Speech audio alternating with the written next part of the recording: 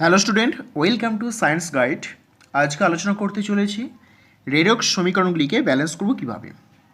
তো এই রেডক্স সমীকরণটিকে বা এই রেডক্স ইকুয়েশনকে আমরা ব্যালেন্স করব অক্সিডেশন নাম্বার পদ্ধতির সাহায্যে। তো অক্সিডেশন নাম্বার পদ্ধতির সাহায্যে কীভাবে ব্যালেন্স করব? প্রথমে ফার্স্ট এখানে প্রত্যেকটা অ্যাটমে জারণ সংখ্যা ক্যালকুলেট করতে হবে। তাহলে এখানে ক্রোমিয়ামে জারণ সংখ্যা ক্যালকুলেট করি। ক্রোমিয়াম এখানে +6 অবস্থা রয়েছে, এই আয়োডিন 0, হাইড্রোজেন +1 এবং অক্সিজেন -1। তাহলে দেখো এই ইকুয়েশানে একমাত্র ক্রোমিয়াম এবং আয়োডিন এই দুটো এলিমেন্টের জারণ সংখ্যা বৃদ্ধি এবং হ্রাস করেছে। তাহলে ক্রোমিয়াম +6 থেকে 3 হয়েছে অর্থাৎ রিডাকশন, I- থেকে I2 0 হয়েছে অর্থাৎ অক্সিডেশন। তাহলে আমরা লিখব অক্সিডেশন রিয়াকশন কোনটা হয়েছে। অক্সিডেশন রিয়াকশন I- থেকে I2 এ কনভার্ট হয়েছে। আর রিডাকশন লিখব, দেখো ক্রোমিয়াম +6 থেকে ক্রোমিয়াম 3+, তাহলে Cr2O7 2- থেকে ক্রোমিয়াম 3+। এবার এদের জারণ সংখ্যা কতটা হ্রাস ছিল কতটা বৃদ্ধি করলো সেইটা আমাদের ক্যালকুলেশন করতে হবে।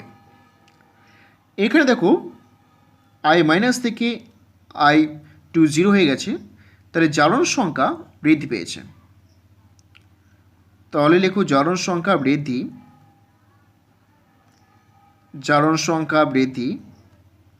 ইজ ইকাল টু, দেখো মাইনাস থেকে 0 হয়েছে, কত 0 -1, দ্যাট ইজ 1 একক অর্থাৎ 1 একক। আর এখানে একটাই আই রয়েছে তাহলে 1 একক হবে। বা ক্রোমিয়াম থেকে ক্রোমিয়াম 3+, তাহলে 6 থেকে 3 হয়েছে, তাহলে জারণ সংখ্যা হ্রাস, জারণ সংখ্যা কমে গেছে।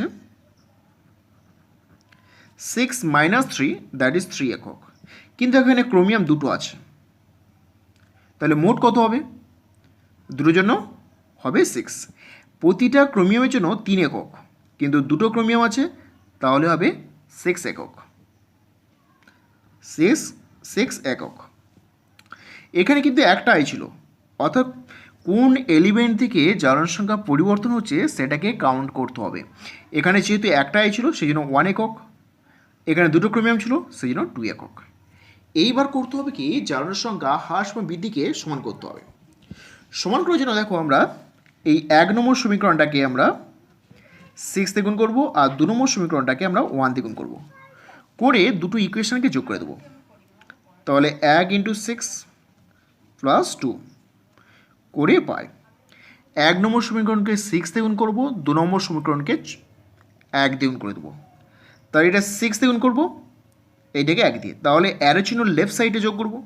তাহলে 6I- প্লাস এটা 6I- প্লাস Cr2O7 2-, এই পাশে হবে কি 6I2 প্লাস এটা 6I2 প্লাস Cr3+।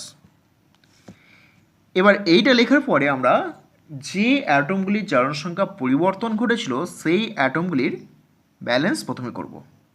প্রথমে আয়োডিন, দেখো 6 আছে, এটা 6 12 হয়ে আছে, তাহলে এটা 3 করে দিই। ক্রোমিয়াম দুটো আছে, এই দুটো ক্রোমিয়াম করে দিলাম, রাইট। এবার কি করব, সবশেষে হাইড্রোজেন অক্সিজেন।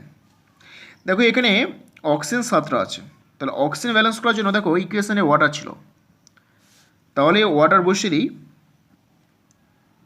ওয়াটার H2 কটা বসাবো? 7টা।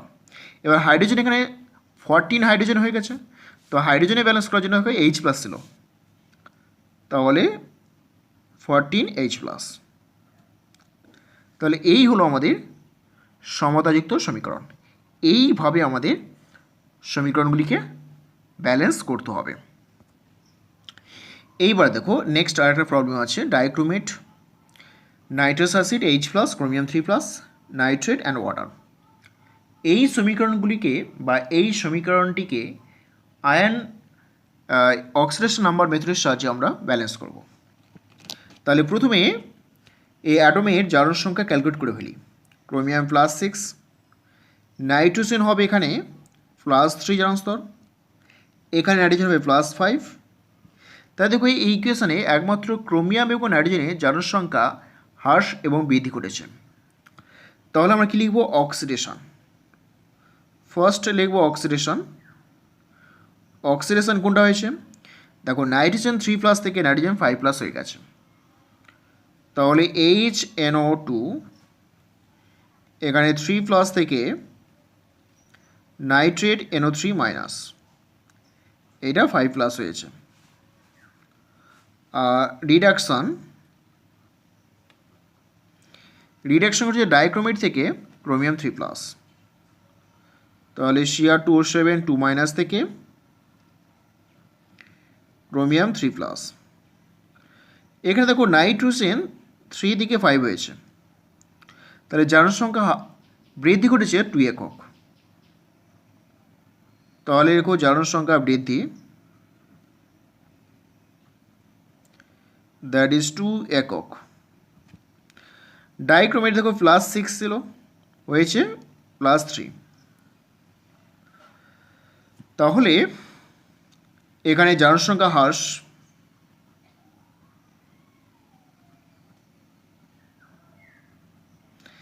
S=3 একক। এবার এখানে দেখো ক্রোমিয়াম দুটো আছে, তাহলে মোট কত হলো? আমরা জারণ সংখ্যা হ্রাস বৃদ্ধি করছি, এইটার ক্ষেত্রে মোট কত হবে? ডাইক্রোমেটের ক্ষেত্রে কত হবে? যেহেতু ডাইক্রোমেটে দুটি ক্রোমিয়াম আছে, তাহলে এখানে দুটি ক্রোমিয়ামের জন্য দ্বিগুণ হয়ে যাবে, তাহলে হবে 6x। তাহলে এবার এই দুটো ইকুয়েশনকে আমরা জারণ সংখ্যা হ্রাস এবং বৃদ্ধি সমান করব। করলে এই ইকুয়েশনটা আমার 1 ইকুয়েশন, এইটা 2 নম্বর ইকুয়েশন।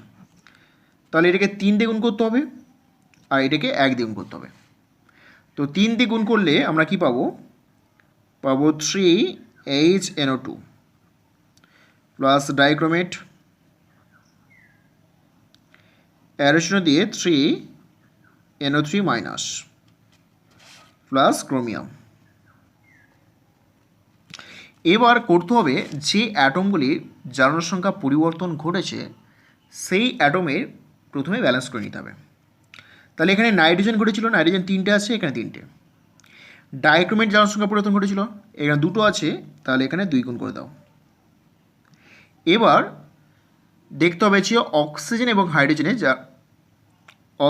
হাইড্রোজেনের পরিমাণটাকে সমান করতে হবে। তো কীভাবে করব? তাহলে দেখো 3HNO2 প্লাস Cr2O7 2-, এখান থেকে 3NO3- আছে, আর 2 ক্রোমিয়াম 3+, এটা রয়েছে। এবার দেখো হাইড্রোজেন অক্সিজেনকে সমাপ্ত করার জন্য ডান দিকে ওয়াটার আর বাম দিকে H+ আছে। তাহলে দেখো অক্সিজেন কতগুলো হয়? এখান থেকে 6 অক্সিজেন পাবো, এখান থেকে 7, তাহলে মোট 13 অক্সিজেন। এটা 9 আছে, তাহলে 9 রয়েছে, তা 13 করতে হলে আমাদের আরও 4টি অক্সিজেন প্রয়োজন। 4টে অক্সিজেন মানে 4 ওয়াটার। এবার এপাশে 8টা হাইড্রোজেন হয়ে গেল, এপাশে অলরেডি 3টে হাইড্রোজেন আছে, তাহলে 5H+ হবে। তাহলে দেখো হাইড্রোজেন এবং অক্সিজেন ব্যালেন্স হয়ে গেছে, তাহলে এটাই হবে সমতাযুক্ত সমীকরণ। এইবার তৃতীয় প্রবলেম, নাইট্রিক অ্যাসিডের সঙ্গে কিউপ্রাস অক্সাইড রিয়াকশন করলে কোপার নাইট্রেট NO আর H2O উৎপন্ন হয়। এই রেডক্স ইকুয়েশনকে অক্সিডেশন নাম্বার পদ্ধতির সাহায্যে ব্যালেন্স করতে হবে। তাহলে প্রথমে জারণ সংখ্যা আমরা ক্যালকুলেট করি। এখানে নাইট্রোজেন রয়েছে +5 জারণ স্তর, এখানে কোপার রয়েছে +1 জারণ স্তর, কোপার +2, আর এই নাইট্রোজেনটা +2। তাহলে অক্সিডেশন ঘটেছে কোপারই, রিডাকশন ঘটেছে নাইট্রোজেনে। তাহলে আমরা লিখি অক্সিডেশন কোপার +1 থেকে CuNO3 2 +2, আর রিডাকশন ঘটেছে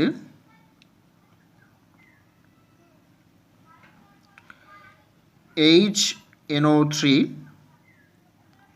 এখান থেকে NO, তো +5 থেকে +2। এবার এদের জ্বালন সংখ্যা কতটা বৃদ্ধি পেল কতটা হ্রাস পেল।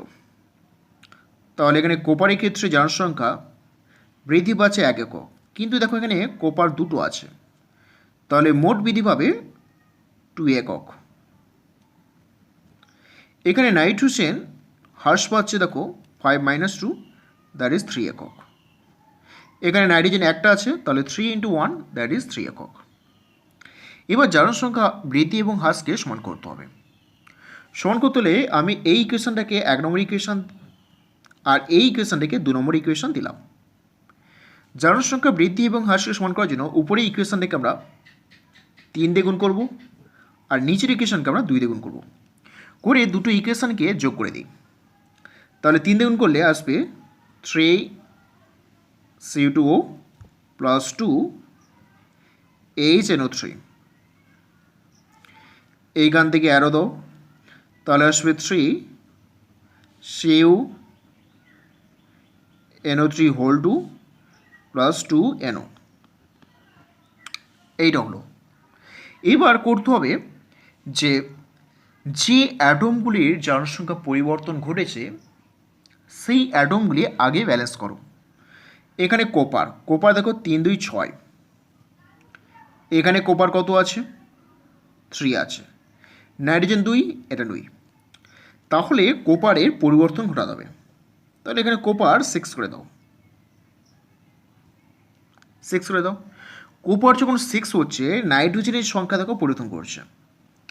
নাইট্রোজেন এখানে হয়ে যাচ্ছে 6 দিয়ে 12, আর এখানে রয়ে যাচ্ছে 2 14, রাইট। এখানে 12টা নাইট্রোজেন, এখানে 14টা, দুটো আছে 14টা, তাহলে 14, তাহলে 14 এখানে আসবে। এরপর আমাদের অক্সিজেন এবং হাইড্রোজেনের সমতা করতে হবে। তাহলে এবার সে দেখো এখানে 3 14 42 রয়েছে, 3 45, এখানে 45 রয়েছে। তাহলে এখানে দেখো 6 6 36 2 38, 38টা অক্সিজেন রয়েছে। এখানে অক্সিজেন রয়েছে 3 14 42 আর 3 45, আর এখানে রয়েছে 6 36 2 38। তাহলে অক্সিজেন ঘাটতি রয়েছে, আর অক্সিজেন ঘাটতি মেটার জন্য জল আছে H2। তাহলে 38 আর 45, তাহলে 7 ওয়াটার, রাইট। তো 7 ওয়াটার। তাহলে হাইড্রোজেন হলো দেখো 14টা, 7 × 14, এখানে 14 আছে। তাহলে এই ইকুয়েশনটা হলো ব্যালেন্স ইকুয়েশন। এরপরে দেখো এই ইকুয়েশনটা, এটাকে ব্যালেন্স করতে হবে। তাহলে এখানে দেখো ম্যাঙ্গানিজ +6 অবস্থা রয়েছে, +7 আর +4। তাহলে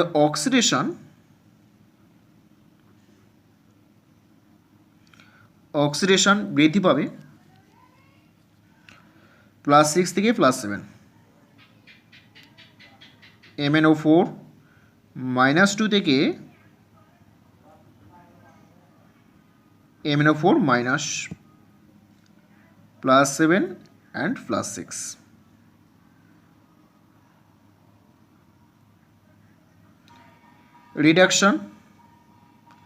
রিডাকশন দেখো MnO4 -2 থেকে MnO2 +4। তাহলে এখানে 1 একক বৃদ্ধি পাচ্ছে, আর এখানে দেখো এটা +6 ছিল, 2 একক হ্রাস পাচ্ছে। এখানে প্রত্যেকটা ম্যাঙ্গানিজ 1 1 করে আছে, তাহলে মোট কিন্তু 1 একক বৃদ্ধি পাবে আর 2 একক হ্রাস পাবে। তাহলে এটা 1 নম্বর সমীকরণ ধরে নিই, এইটাকে 2 নম্বর সমীকরণ। 1 নম্বর সমীকরণকে 2 দিয়ে গুণ করো, আর 2 নম্বর সমীকরণকে 1 দিয়ে গুণ করো, করে যোগ করে দাও। তাহলে এটা 2 দিয়ে গুণ করে যোগ করব, 2MnO4 মাইনাস এটাকে 1 দিয়ে, MnO4 2 মাইনাস, এটাকে 2 দিয়ে গুণ করব, 2MnO4 মাইনাস প্লাস MnO2, তাহলে হলো 3Mn2 minus 2MnO4 minus plus MnO2। তাহলে এখানে 3টে ম্যাঙ্গানিজ আছে, দেখো এখানে 3টে ম্যাঙ্গানিজ আছে। তাহলে ম্যাঙ্গানিজে ব্যালেন্স হয়ে আছে, এবার শুধু অক্সিজেনে ব্যালেন্স করতে হবে। দেখো লেফট সাইডে অক্সিজেন আছে 12টা, রাইট সাইডে আর 2 10, 4 2 8 2 10। তাহলে এখানে 2টো অক্সিজেন কম আছে, তাহলে 2 ওয়াটার করে দাও। তাহলে লেফট সাইডে 4H+ হবে, কারণ 2 ওয়াটার থেকে 4টে H পাওয়া যাচ্ছে, তাহলে 4H+ হবে। আর H+ দেখো এখানে ছিল, তাহলে এইটা হচ্ছে এখানে ব্যালেন্স ইকুয়েশন। এরপরে আমরা এই ইকুয়েশনটা করব। এই সমীকরণটাকে ব্যালেন্স করতে হবে। এখানে ম্যাঙ্গানিজ +6, ম্যাঙ্গানিজ +7, ম্যাঙ্গানিজ +4। তো অক্সিডেশন কত হবে? অক্সিজেন জনসংখ্যা বৃদ্ধি পাবে, MnO4 - 2 থেকে বৃদ্ধি পেয়ে দাঁড়ালো MnO4-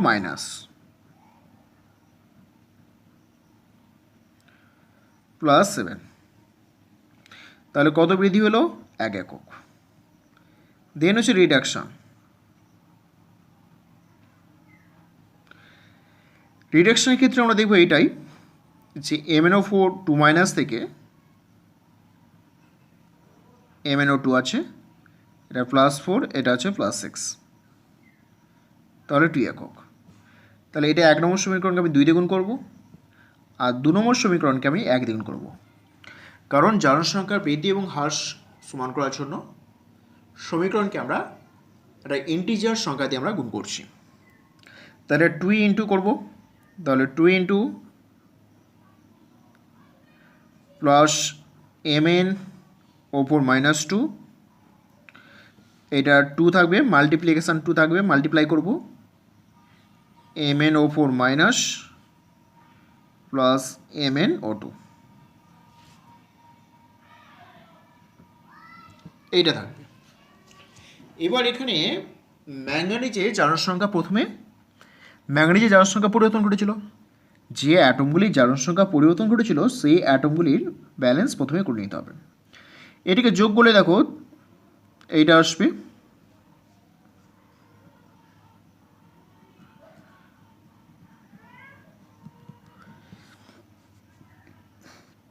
ম্যাঙ্গানিজ 3টে, এইখানে 2টো আছে, এখানে একটা, 3টে। অক্সিজেন দেখো এখানে 4টে আছে, এখানে 4 2 8 2 10। তাহলে অক্সিজেন বেশি আছে এখানে 6। তাহলে যতগুলো অক্সিজেন বেশি আছে এখানে দেখো বেসিক মিডিয়ামে অক্সিজেন বেশি রয়েছে। তাহলে দেখো এখানে অক্সিজেন রয়েছে 4 3 12টা অক্সিজেন, এখানে 4 2 8 10। তাহলে 2টো অক্সিজেন বেশি আছে, তাহলে 2টো অক্সিজেন বেশি থাকলে 2 ওয়াটার। আর দ্বিগুণ সংখ্যা আমাদের OH যোগ করতে হবে, 4H-। তাহলে দেখো হাইড্রোজেন ব্যালেন্স রেখেছেন 4টে, এখানেও 4টে আছে। তাহলে এটা ব্যালেন্স ইকুয়েশান। কারণ আমরা বেসিক মিডিয়ামে জানি যেদিকে অক্সিজেন বেশি থাকবে, যতগুলো বেশি থাকবে ঠিক ততগুলোই ওয়াটার মলিকুল যুক্ত করতে হয়, তার বিপরীত দিকে দ্বিগুণ সংখ্যক OH- যুক্ত করতে হয়। তাহলে আমি সেটাই করলাম এখানে। তাহলে এইটা হলো এর ব্যালেন্স ইকুয়েশান।